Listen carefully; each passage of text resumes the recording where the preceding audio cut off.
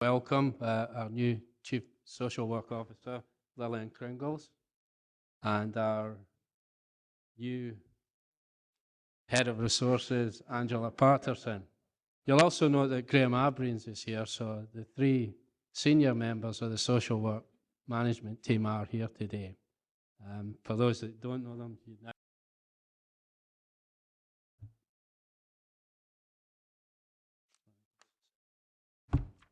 Thank you, Chairman. Morning, members. 13 members present. I apologise from Councillor Karen Carruthers, Councillor David Stitt and Councillor Graham Tate. Councillor Dick. Thank you, Councillor Collins.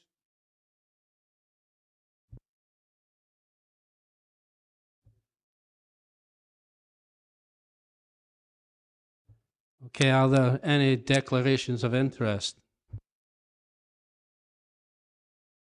None. We'll move to item 3, which is the minute of the meeting of the 10th of July.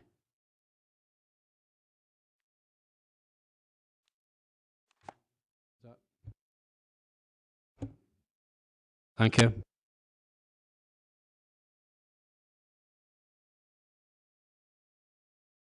Item 4, which is revenue budget monitoring report, and I'll ask our new Chief Social Worker Officer to introduce that. Thank you, Chair. I would just like to advise the committee before Colin gives a brief overview of the report as per the papers, that clearly for Graham and Angela and myself, new into post, we are fully aware of some of the pressures within the social work budget. We would want to re-emphasise to committee that this is a projection. We're confident that when we put the right systems and processes in place, then we will be able to address some of the issues that have been raised within the report. Clearly, as we develop the service in the way that we would wish it to go, there will be some areas and aspects that we will come back to committee in terms of development. But we're confident that once we actually have a look at the budget, look at some of the pressure points, that we will be able to bring this budget in on target, and we certainly will be taking the measures required between now and the end of the financial year to ensure that that is indeed the case. Angela clearly can answer some questions, but I would again say that this is week 2 for Angela, week 3 for me. So we certainly will try to answer as best as we can, and Colin will give a brief overview on the report. Thank you. Good morning. This paper provides an overview of the social work forecast outcome position for the period to the end of June. The paper highlights a potential forecast overspend of $437,000. As outlined in the report, the main contributors to the forecast position are children with disabilities, kinship care, learning disabilities, and care at home for people with a mental health need. Social work are committed to controlling and reducing this forecast overspend, and as a result have implemented several actions as outlined in section 3.3 of this report.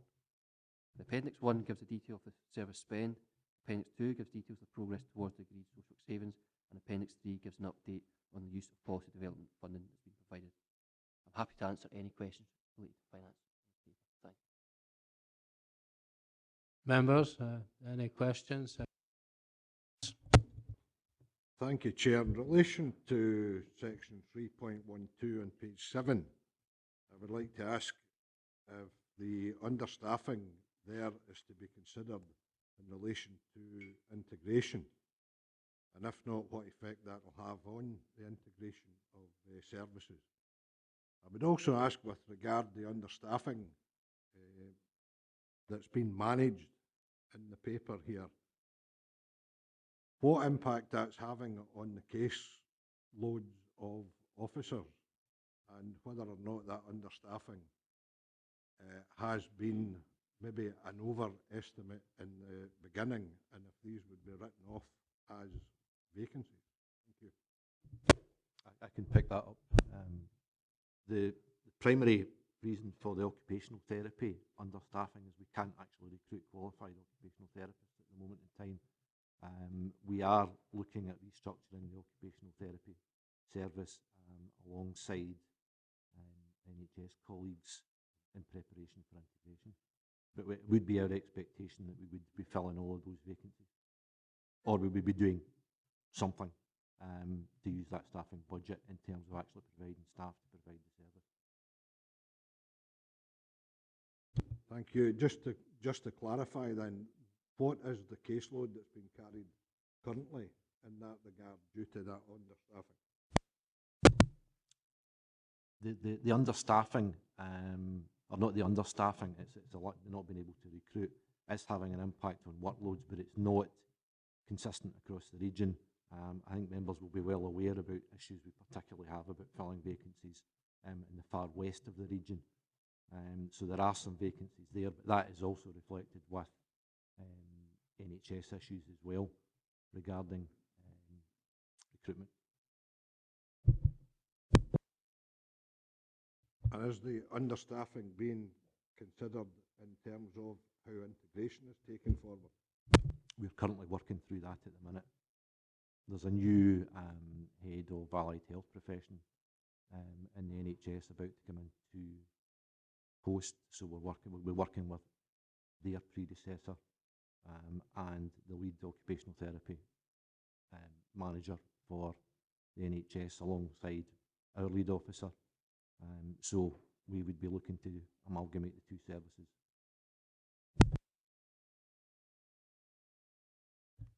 Councillor Tuckfield.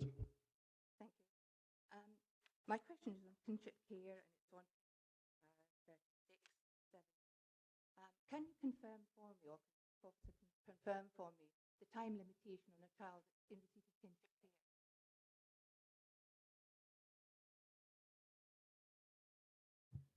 Thank you for that question. There is no time limit. I mean, clearly one of the issues and areas that the officers have to deal with is the exit strategy from kinship care. One of the issues, without a shadow of a doubt, is that we have children who are, and families that are currently receiving kinship care, and we have no action plan or exit planned. That is an area that needs to be addressed, and it is one of the developments without putting a time scale on it, but it's unquestionably a priority for the service to make sure that we've got clear, robust processes and procedures in place. So I unfortunately couldn't give you an exact answer to that today, but I'm happy to come back, and one of the proposals that I would hope to do in the very near future is come back to committee with a robust report on the use of kinship care, some of the areas of challenge for us, and how we would propose to address those in terms of developing the service. Thank you. Some time ago, we were told that a number of children would be leaving because of the age that they could leave, and determined that they might possibly on their own. So how many children have actually left kinship care? Because we were told there would be compensating numbers of children leaving kinship care, which would reduce the actual number of children we have in kinship. Again, I wouldn't be able to give you the exact figures, but it would be absolutely appropriate to say that there are children currently receiving kinship care that should already have exited the system. And I'm certainly undertaking a significant amount of work with colleagues to action that as a matter of urgency. We have also discussed briefly in the past that we have contravened financial regulations because it's a set budget from the Scottish Government that we have, that because of pressures we have to keep, obviously cannot turn people away that are, or children away that are in need of kinship care. But is there a limitation on our budget, or do we have to keep exceeding it?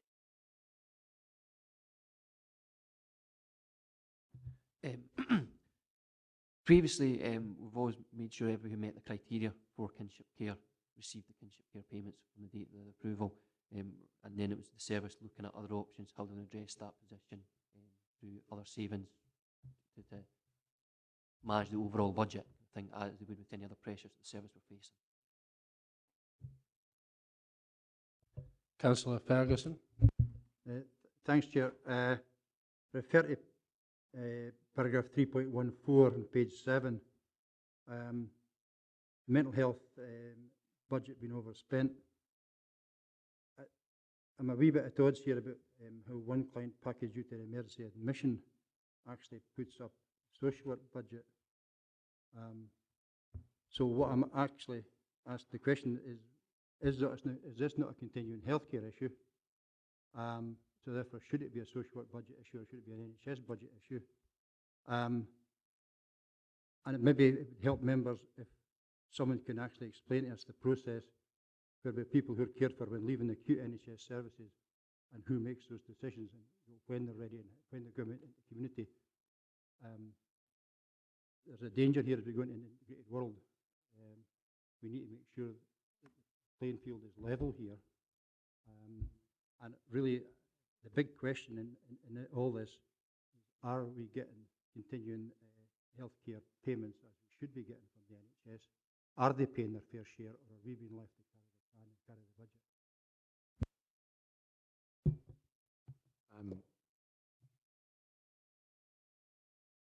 The one individual that this relates to, this was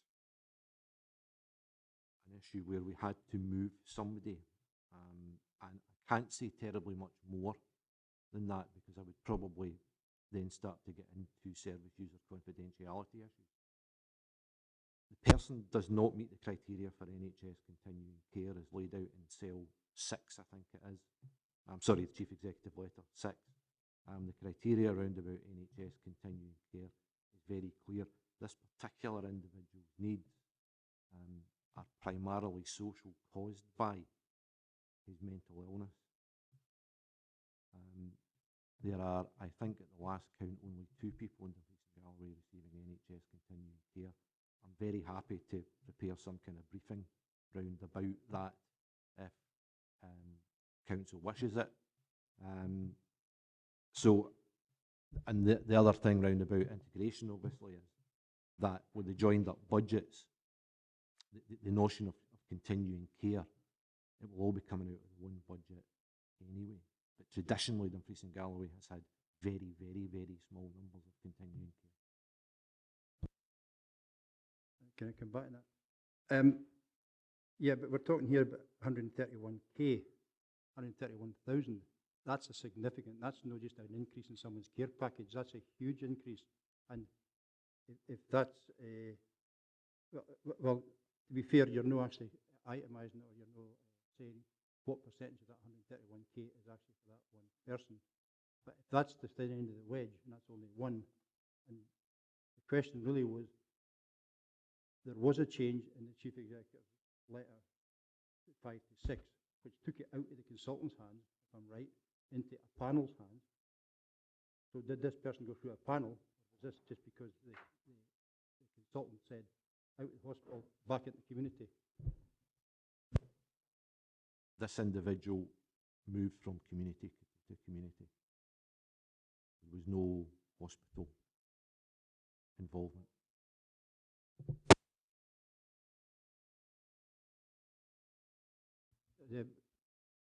Yeah, but does that remove the NHS responsibility, because the NHS have community-based service, which is actually part of the continuing healthcare regime? I think I'm right. Yeah, this person doesn't meet the criteria for NHS continuing care. So again, I'm not wanting to labour it, but was that through a panel, Graham, or was that the No, decision? that was our interpretation of the NHS continuing care regulations. Right, okay, thank you. Councillor Maitland. Thank you, Chairman. The issue that I was looking at is with respect to the locality divisions, that we can actually check on how much has been spent or overspent in each area. And I noticed that Wigtonshire seems to suffer from possibly more projected increases in placements. I'm assuming that that is what is meant from paragraph 311. Could somebody help me there as to why Wigtonshire has got this particular problem with residential and nursing care as opposed to the other areas?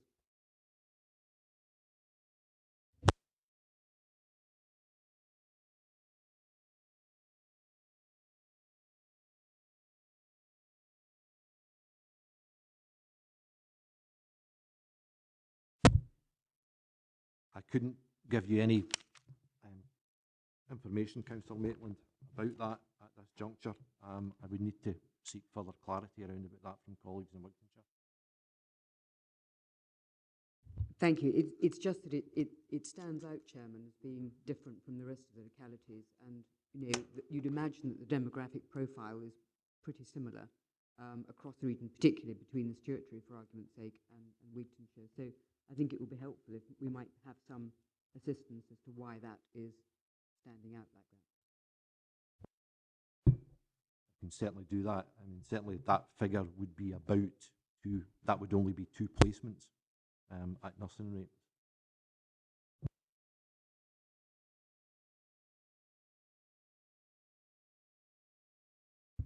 Yes, but paragraph 311 talks about making projected increase in placement. So what I'm saying is that are we projecting more in Wigtonshire than we are in the Stewartry? These are projections, it seems to me. So I would like some help there.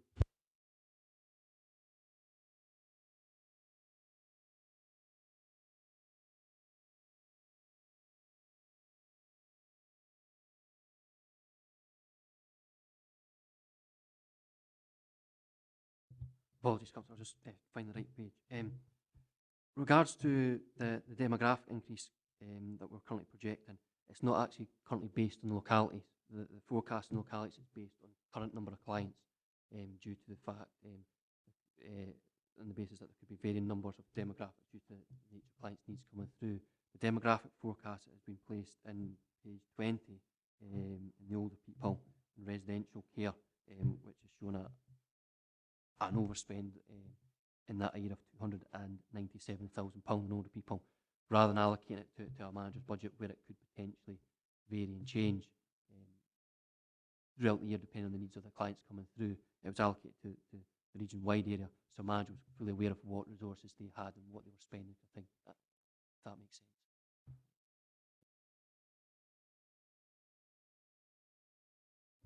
Councillor Yan. Thank you, Chairman, and welcome your team as well. My questions refer to paragraph 3.15, page 8. What is the cumulative effect on the remaining staff faced with increased demand?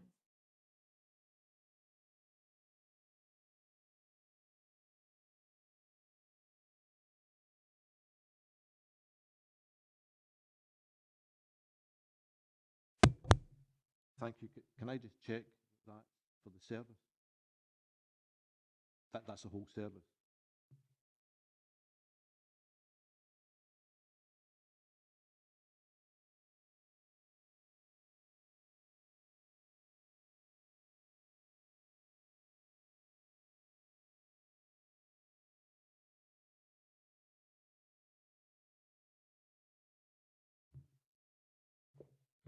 I mean, clearly when we were running with underspend against staffing, as you've rightly pointed out, the work isn't going away, therefore people are doing more. That's the bottom line of it, is that people are doing more.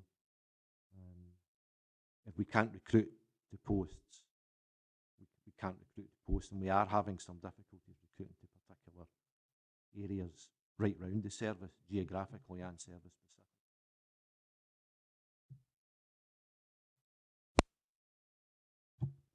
Can I also reassure you that that's an area that the senior management team will be addressing, and we will be having a look at some of the services that we currently provide that actually it may not be social workers to provide, and it may be better placed somewhere in other universal services. Until we do a full review of the current demands of the service and how we will deliver the service more effectively, again, that's something that I would propose to come back to committee in the fullness of time. But we will address that very issue and try to address some of the issues about recruitment and retention. Thank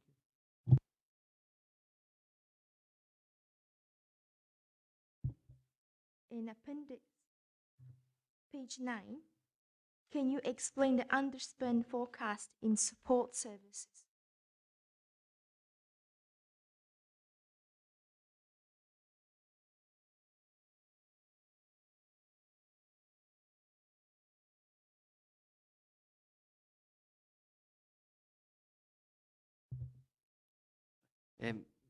The underspend is total in the region of 239,000. The majority of that relates to staffing, I think in particular within the training and development team, there's a number of vacancies within that area, which is contributing towards the 169,000. There's also vacancies in the performance and quality team for a post that is 26,000. Within the above bit in administration, there's vacancies within the staffing team within administration as well, kind of thing, which isn't quite shown in this forecast position, being offset by an increase in cost where we pay other authorities, kind of thing. If you look at line administration, it's showing a 2,000 overspend, where there's an underspend of 79,000 from recovery of income, recovery of fees we receive from other local authorities. They're offsetting each other, and there's a significant underspend in administration staff in that line.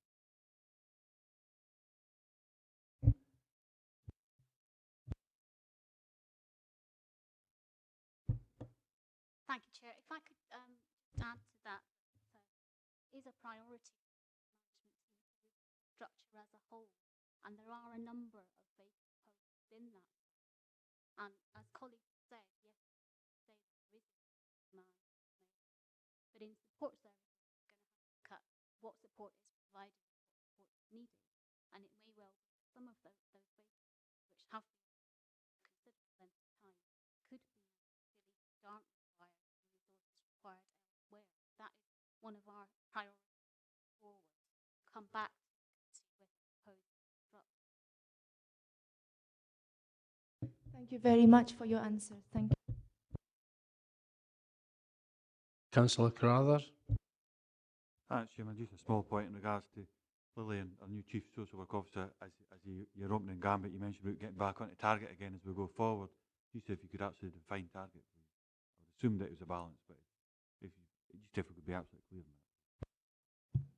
Certainly the focus of the new management team is to ensure that the budget is absolutely on target as required, but also we need to make sure that we have the appropriate resources and the appropriate services to meet the demands, and particularly have some contingency planning for those cases that have been identifying as causing difficulty because they've happened in the terms of crisis, which is the nature of the business that we deliver the service within. So one of the issues for us is to make sure that the resources are being spent appropriately and meeting the service demand, but also to have a level of contingency to make sure that in the future, as much as possible, given the service delivery, that we have a level of contingency to deal with those significant care packages that may come in that we have not projected because we can't, because of the nature of the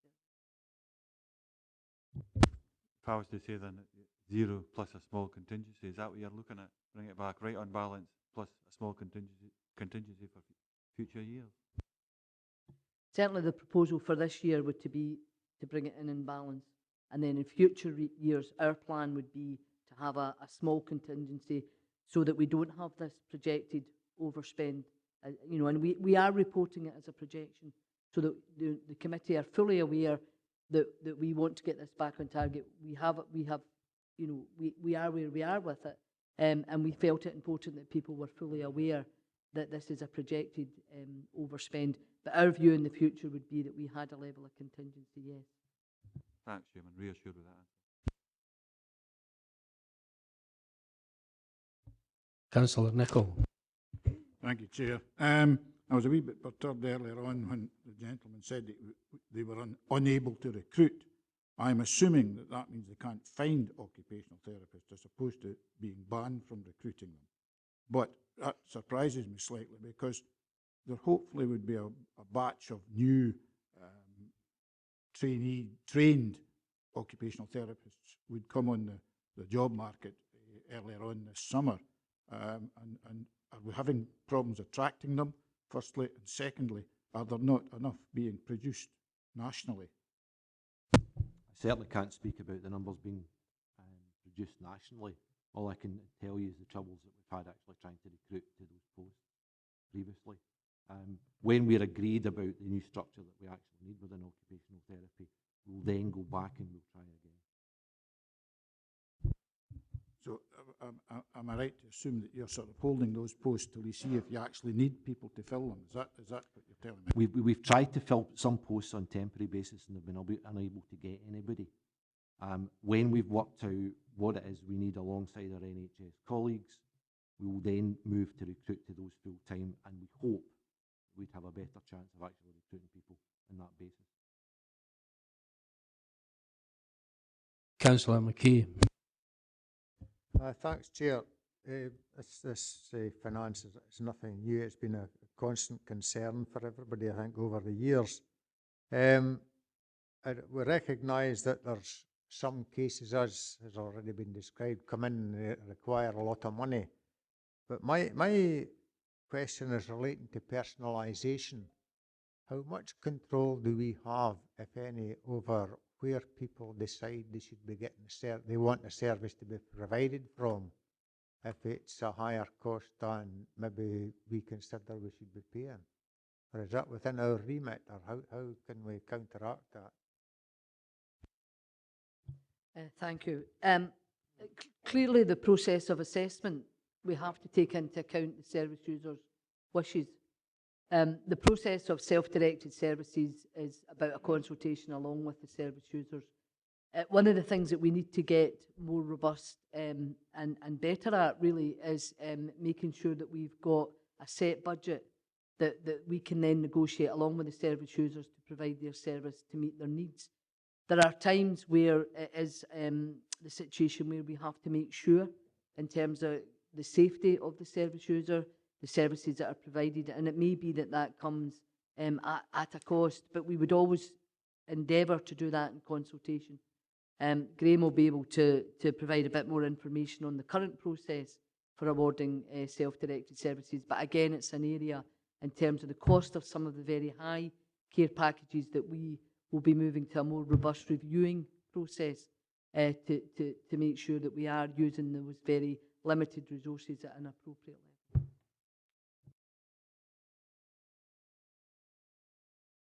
level. Councillor Ferguson, second time speaker. Thank you very much, Chair. Someone actually just in the back of Graham's question.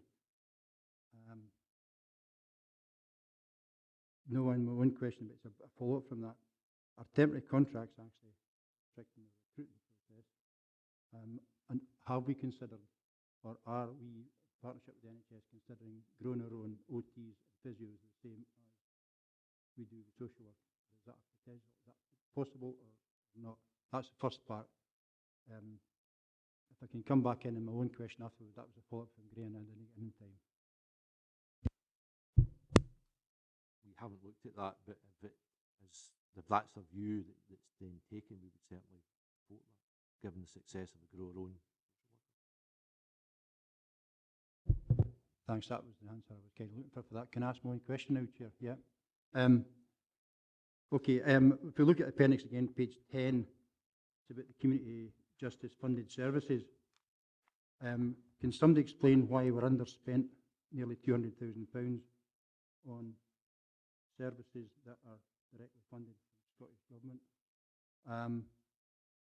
Following from that, can we get a confirmation that we have community justice present in each of the 4 districts?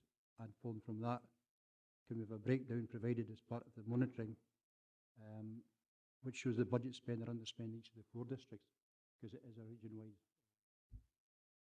We've done it with other service areas, but we've not done it with CJ, which means that some of the issues are very local, very, very pertinent to local members, and to particularly area committees, and to get a blanket region-wide for what is a very emotive subject to the public actually needs to be, I think, looked at. So I'm looking for a bit of cooperation here and actually bring that forward, you know, so that members can scrutinise the spend and the compliance in these areas. Thanks, Councillor Ferguson. I'd have to acknowledge that that's not accurate, that projected 200,000 underspend. The actual underspend is coming in about 4,500. There has been an issue along with the Community Justice Authority about the use of the 8%, which is given to local authorities in terms of the delivery of criminal justice services. So in consultation with colleagues in finance, we've already done a bit of work to make sure that the council receive the accurate amount of funding with regards to the the 8% and how we best use that to meet the needs in each locality. So I'm happy to bring back further information on that the points that you've raised, but I would wish to reassure the committee that we will not be projecting an underspend in criminal justice and consequently then requiring to return that to Scottish Government. Can I come back? That's in some way reassuring, but it also then creates a worry because the 200 underspend there actually should then make the other one 600 potential overspend, is it not? Or my higher maths abandoning me after 50 years?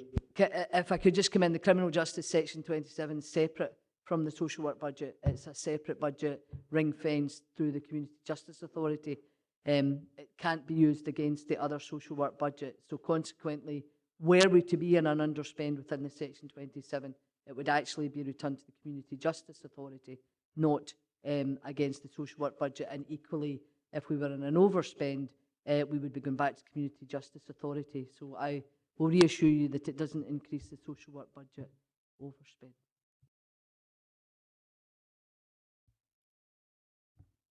If there are no other members' questions, Councillor Dempster, I'm sorry I didn't see you put your hand up. I thought you acknowledged me and put my name down in your book earlier, but anyway, forgive me for that. On the point that Andy raised about criminal justice, we were assured that Alan Montfort would be bringing forward a report about a unit being installed up on this scale somewhere, and he'd undertook that. Unless something has happened, we certainly never spoke to John and I think that's something we'd be interested in engaging with. There is an acceptance that years ago we agreed that unit would be placed there, and we've never got round to doing that, and I think we need to tidy that off. But Alan's not here to defend himself, so we'll just leave it that if you could ensure that John and I are briefed on where we are with the proposed unit for Upper Nissy, that would be helpful. In terms of difficult to recruit, I hope that hasn't left areas in the region exposed, as it were, because if you look at home care, often the impact is in rural locations where it's hard to recruit and hard to get staff. And I would hope that there's no areas like ours that bereft the services simply because of the rurality of the place. And I think what we're looking for is an assurance that all cases are definitely dealt with if they're presented to social work in whatever form for us to look at. And I think that's all we need, just an assurance that any cases that come forward from anywhere in the region, they're most definitely dealt with and addressed in a reasonable time frame. I can give you that assurance. Thanks, Graham.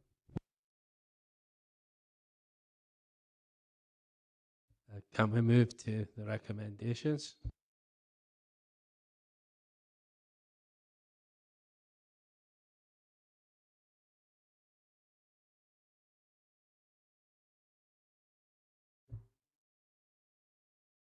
Okay. Move to item 5, which is resourcing adult services review. Mr. O'Briens will give this report. Thank you, Chair. Before members today is a request to your agreement to approach Policy and Resources Committee for a sum of 100,000 specifically allocated towards recruiting 2 project managers to take forward key projects within what I'm calling a care at home and care home review programme board. The information is in the report, and I'm very happy to take any questions that members might have. Councillor Ferguson. Thanks, Chair. I've got to say this is very clear, well set out paper, and absolutely nails the need for these 2 posts. Temporary being, for once, unacceptable to me, part of the description of the post. Recent history tells us, as you and I both well know, aware, Chair, that putting these kind of tasks on existing staff and expect to do their day job, quite frankly, isn't on. Things drag on. The volume of work, and then there's also the danger of not getting any fresh thinking into the process. So I'd be really happy just at this moment in time to move and support this initiative.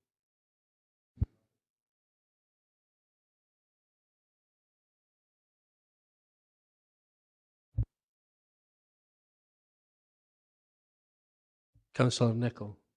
Yeah, I would support the initiative. Well, my only concern is that in the previous paper we heard that temporary posts were proving difficult to fill. Do you see any problems in trying to fill these posts? I think what we're looking for here is we're looking for project managers. We're not necessarily looking for example, an occupational therapist or a qualified social worker. We're actually looking for people who are well versed and skilled within the field of project management. Now, we believe that there may be people within the council that may wish to come forward for this.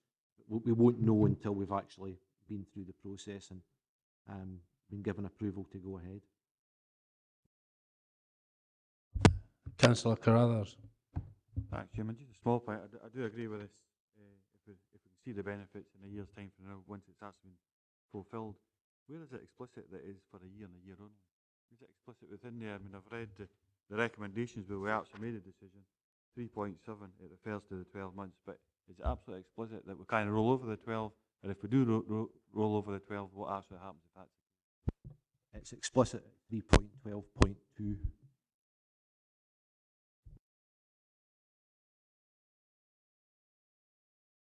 Chairman, I'll read that. I've read it already, but it wasn't explicit for me. Thank you. Councillor Tuckfield. Thank you. I support this report fundamentally, but we seem to always be in a spiral of reviews and reviews. And I understand that it's necessary. But once all the reviews are completed and all the care packages, etc., are up to date, can we have some sort of confirmation that all of cases from now on will be appropriate for the needs of the person and yet financially tight?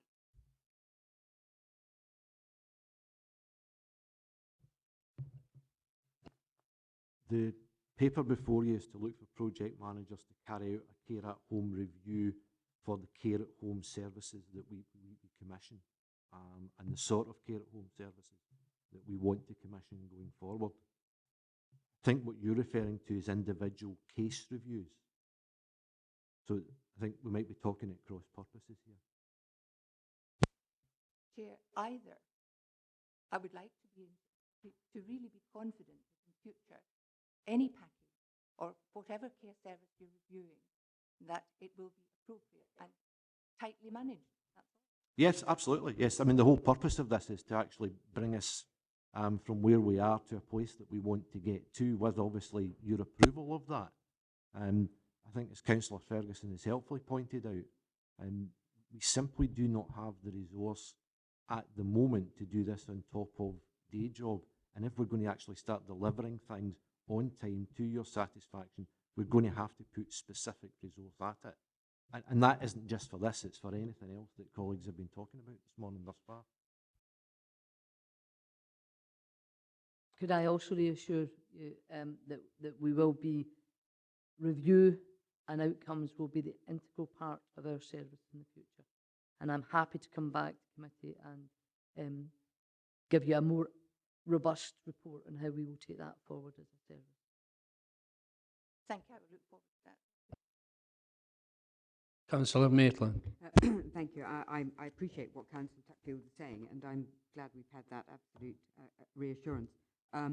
I think we can, quite legitimately, though, refer back to the savings tracker in the previous report, Chairman, and look at that's only got to stage 1, and how does that process dovetail with what you're talking about, the resource that you're putting in.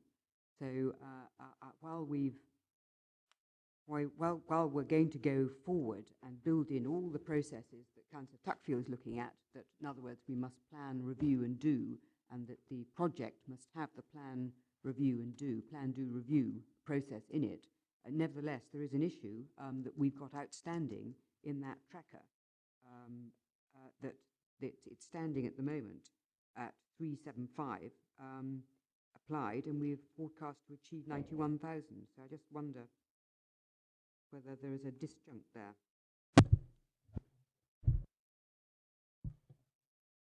I think again, you're referring to high cost reviews. Yeah, that people are working very, very hard on trying to identify high-cost care packages, as has been reported previously, and looking at what level of savings can be achieved within that. So far, to date, we've had £91,000 this year so far. We still have a number of cases still to work through, and then to start the review, the cycle of review that I think Councillor Tuckfield and others have alluded to previously. And you've heard my colleague give that assurance that this notion about outcome review will become a fundamental part of what the new management team will be bringing forward.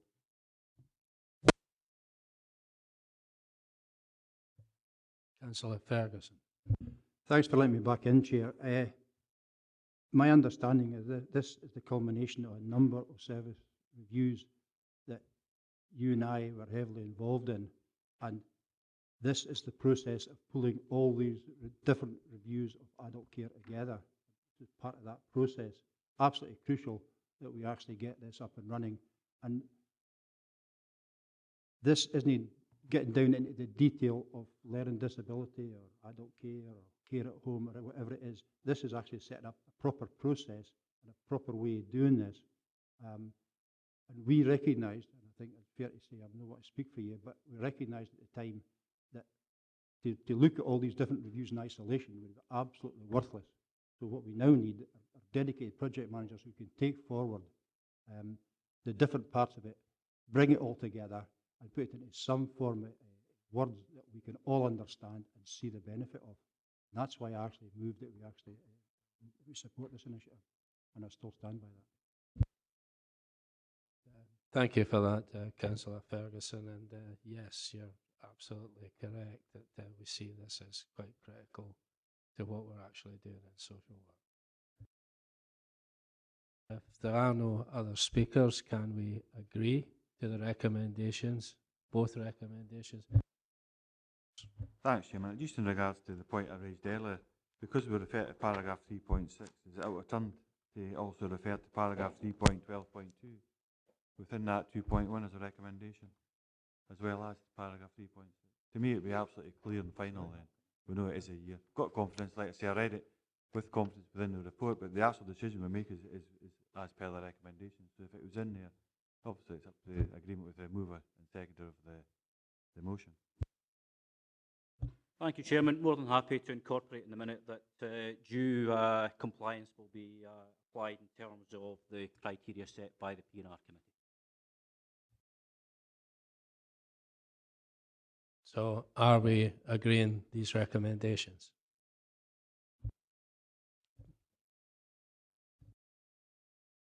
Item 6,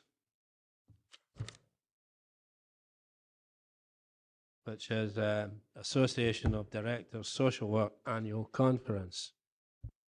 Councillor Carruthers. I've been told by a fellow member that Councillor Brodie's got a PowerPoint presentation for this.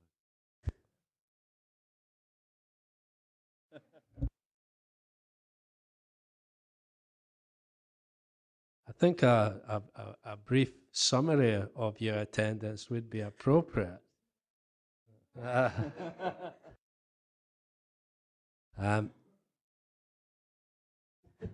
noticed that it's not here. Chief Social Worker Officers will introduce this report. Yeah, do you want just a brief few words? No? It would be appropriate, but I'd prefer that the Chief Social Work Officer actually made the initial remarks. Thank you, Chair. The conference took place on the 18th and 19th of June, and it was attended by Councillor Brodie and Councillor Karen Carruthers. And clearly, if Councillor Brodie would like to give us his view on it, that would be helpful. However, I think the main point that we need to note is that the Association of Directors of Social Work is now known as Social Work Scotland, and the importance of the conference was to launch the new Social Work Scotland service. And I think the point for committee to note is that Social Work Scotland is not now just limited to local authorities, and it has opened up the access to that organisation to all third sector and private providers. And I think that's really important as we take forward the agenda for social work in Scotland. The conference covered a range of issues, in particular integration of health and social care, and where the profession of social work sees itself in moving in the future. I'm happy to take any questions from members, and clearly it would be important if Councillor Brodie would like to give some information. Thank you. I'll take members first. Councillor McKay. It's just a question on rebranding of ADSW. Is this going the same way, is social work going the same way as police and fire, do you think? Being controlled for the centre? Thank you for that question. I think interestingly, you know, in terms of associations of directors of social work, there are now very few directors of social work. And given the national agenda to move forward with social work services under the auspice of chief social work officers, and that coincides with the integration of health and social care. I think the important point to note is that social work as a profession will be more robust and able to challenge some of the legislative changes which we now have to meet, and it is more appropriate that we are known as a Social Work Scotland profession encompassing the third sector and the private sector, as well as it being the local authorities. Councillor Tuckfield. Thank you, Chair. I'm absolutely delighted to hear the Chief Officer's comment that the Association of Directors of Social Work has opened up to the third sector. In this area throughout Dumfries and Galloway, we have very active SAFA, and they're involved in doing casework. So I think that's very appropriate, and I'm delighted to hear that, and I'll pass that on to SAFA. Thank you. Councillor Maitland. A question, please, to the Chief Social Work Officer. Given that budgets are going to be so tight, was there any emphasis at the conference placed upon participative budgeting? You know, was there any sort of indication given that that was the way forward for people to understand about care budgets, or is that being slightly parked? I'd be quite interested to hear. Thank you very much for that question. Certainly within Social Work Scotland, there's been a recognition in terms of how we take forward the service and make sure that we have best value. Then there is a need for chief social work officers and for other senior officers within the council to be skilled to take this agenda forward. And one of the proposals from Social Work Scotland to include all agencies is to set up significant support, online support and face-to-face support in terms of assisting chief social work officers and other officers take forward this agenda along with colleagues in finance. Clearly, there was a significant amount of discussion and workshops throughout conference on the current financial situation and some of the impact and local service delivery. There is an expectation that we will continue to deliver high quality social work services along with the personalisation agenda and the integration of health and social care. Those of us, indeed, that are members of Social Work Scotland recognise the need as a profession to have a voice and make sure that we can influence these agendas. Part of the new process is to make sure that we are strong enough to do that.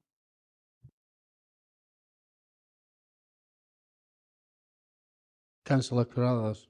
Thanks. I've had a full debriefing what actually went on in regards to the actual event itself. But other than that, I mean, a broader question that's kind of come up. This is about social work services having a single strong voice for sake of representation. And whether it's social work department or other departments within local authorities, we have other organisations similar to this. And there's a lot of stuff happening at COSLA at the moment. I just wonder, what's the interaction between an organisation like this, COSLA, and in the broad context, if you have any other further information to add in wider afield, it'd be quite interesting to hear. There's certainly very strong links with Social Work Scotland and COSLA. They share the same building. But there's lots of joint working, there's lots of working parties and subgroups that meet, both for representatives from COSLA and representatives from Social Work Scotland. There are 3 Social Work Scotland standing committees: criminal justice, childcare and adult services, and there are COSLA representation on all of those 3 standing committees. And certainly one of the areas that I've spoken to senior management team is that we need to be present at those standing committees to make sure that the issues that we face locally are part of the national agenda and part of that whole process of discussion with a recognition of how we can speak in one voice. So absolutely strong links. I think they're still to be developed as the new organisation moves forward. And again, I'm happy to, if committee would require it, to give a report on the proposals for Social Work Scotland on those very areas and how they will see that lobbying role.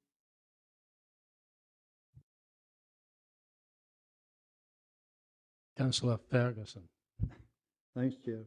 I'm a wee bit intrigued. 3.3, the third bullet point, can maybe when Dick gives us his report, he can tell us which one of the two was unbound and which one was unleashed.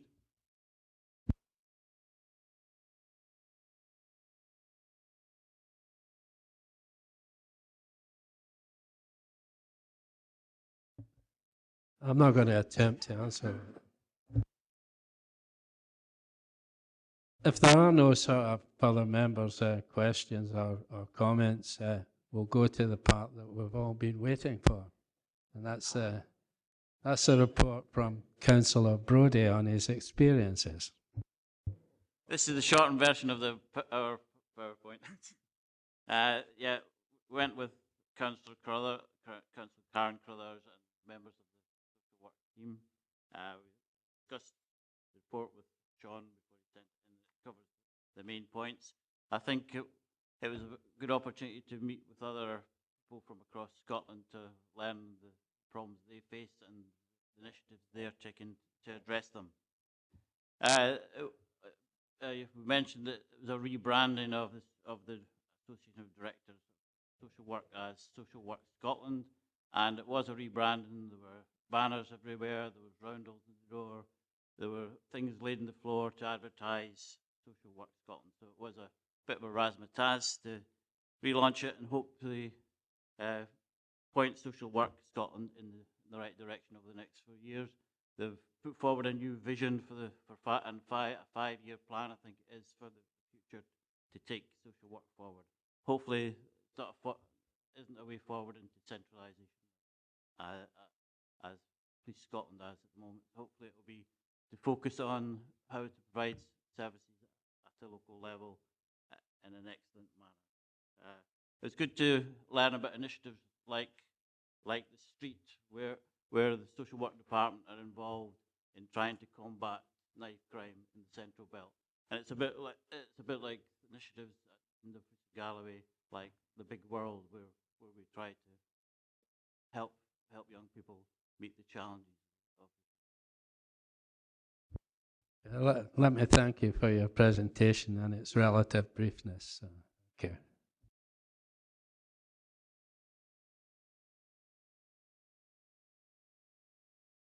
For this item, we're being asked to note 1 and 2. Can we note these? I have no further business. I'd like to thank you all for your attendance. Thank you.